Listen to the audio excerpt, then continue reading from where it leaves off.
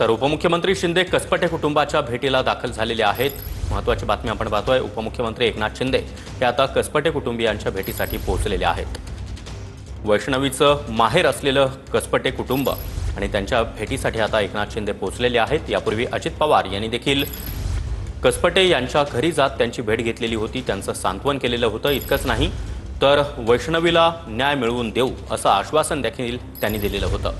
मुख्यमंत्री देवेंद्र फडणवीस यांनी देखील गिरीश महाजन यांच्या माध्यमातून वैष्णवीच्या वडिलांसोबत चर्चा केलेली होती, फोनवरून त्यांच्याशी संवाद साधलेला होता आणि आता उपमुख्यमंत्री एकनाथ शिंदे हे देखील कसपटे कुटुंबियांच्या भेटीसाठी दाखल झालेले आहेत।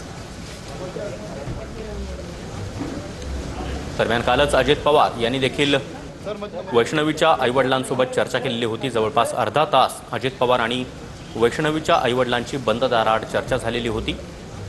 फास्ट ट्रॅक कोर्टामध्ये हा खटला चालवला जावा अशी मागणी कसपटे कुटुंबियांची आहे।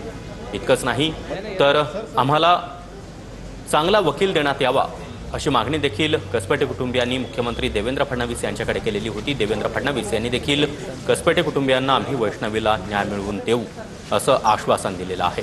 या प्रकरणामध्ये आरोपी कितीही मोठा असला तरी त्याला सोडलं जाणार नाही असा इशाराच देवेंद्र फडणवीस यांनी दिला। अजित पवार यांनी देखील या संदर्भात आश्वासन कसपटे कुटुंबियांना दिलेलं आहे आणि आता एकनाथ शिंदे हे देखील कसपटे कुटुंबियांच्या भेटीसाठी दाखल झाले आहेत।